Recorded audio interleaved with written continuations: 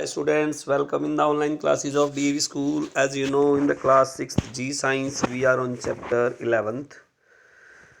In the previous lecture, we give you this topic to learn. Now, today we also discuss it.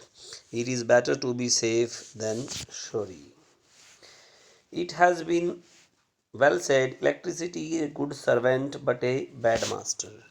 यह बहुत ही सही कहा गया है कि जो इलेक्ट्रिसिटी है वो अच्छा नौकर तो है, लेकिन जब वो मास्टर बन जाता है तो वो जब उसकी निर्णय लेने की बारी आती है तो बहुत ही बैड मास्टर है। यानी कि अगर हम उससे काम लेते हैं तो वो बहुत अच्छा काम करता है, लेकिन जब हम उसको उसके ऑर्डर पे चलेंगे तो वो बहुत ही बैड मास्टर है। इट इज़, इसको अभी डिफाइन करेंगे। It is absolutely important there for to follow that the suggested and the advised precaution while using electricity and electric appliances and devices। यह बहुत ही ज़रूरी है, जो इंस्ट्रक्शन फॉलो दी गई हैं, सजेशन दिए गए हैं, उनको प्रिकॉशंस हैं उनको फॉलो करना जो है इलेक्ट्रिसिटी या इलेक्ट्रिक डिवाइसेस को यूज़ करते हुए फॉलो करना बहुत ही ज़रूरी है। Some general precautions that should always be followed as given below. कुछ जनरल प्रिकॉशंस हैं जिनको फॉलो ज़रूर करना चाहिए। Never touch electrical connection and devices with wet or bare hands. Ordinary water is reasonably good conductor of electricity. If electricity were to flow through a person's body, it could lead to serious injury or even death। कभी भी नंगे हाथों से जो connections जो हैं electricity के, उनको या डिवाइसेस को गिले हाथों से भी कभी नहीं छूना चाहिए, क्योंकि जो ऑर्डिनरी सिंपल वाटर जो होता है वो गुड कंडक्टर ऑफ इलेक्ट्रिसिटी होता है, और इसके कारण आपको या तो इंजरी हो जाएगी, चोट लगेगी, या डेथ भी हो सकती है। इसीलिए कहा गया है कि electricity is a bad master. Never try to fiddle with open or electrical appliances or devices when it is connected to the mains। जब मेन सप्लाई के साथ वायर्स जुड़ी हों तो उन पे कभी भी काम नहीं करना चाहिए।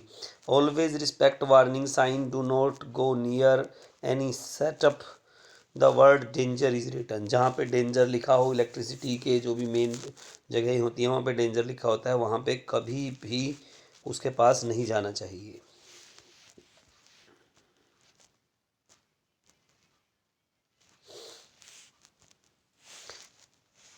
Always respect the warning sign, do not go near the danger sign written। Always consult the manufacturer or your electrician if you have any doubts about the method way of using some electrical appliances or device।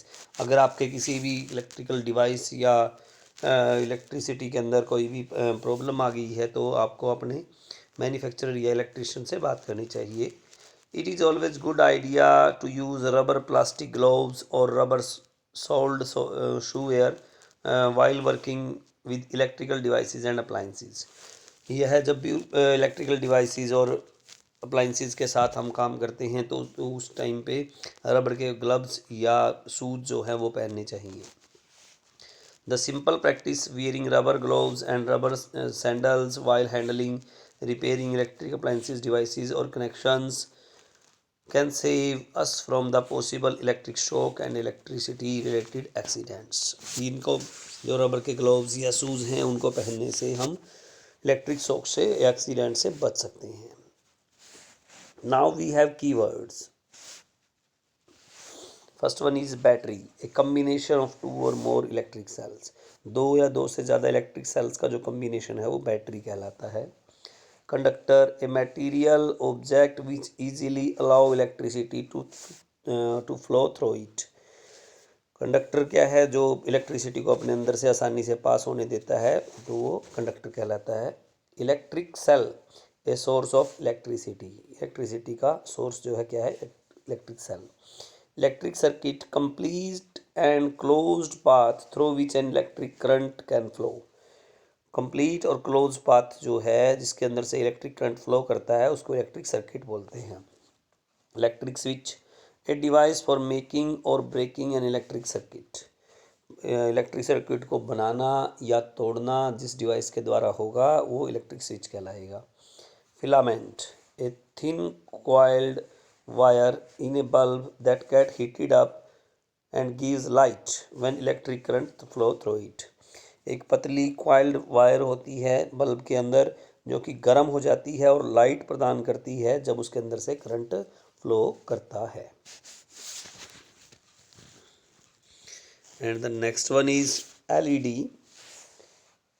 Light emitting diode.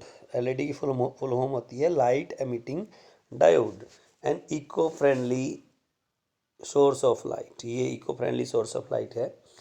Insulator, a material object which does not allow electricity to flow through it. कोई भी material object जो allow नहीं करता electricity को अपने अंदर से flow होने के लिए, तो उसको इंसुलेटर कहा जाता है. आज हम यहीं तक पढ़ेंगे. आप इन कीवर्ड्स को अच्छे से लर्न करेंगे. Okay, thank you so much.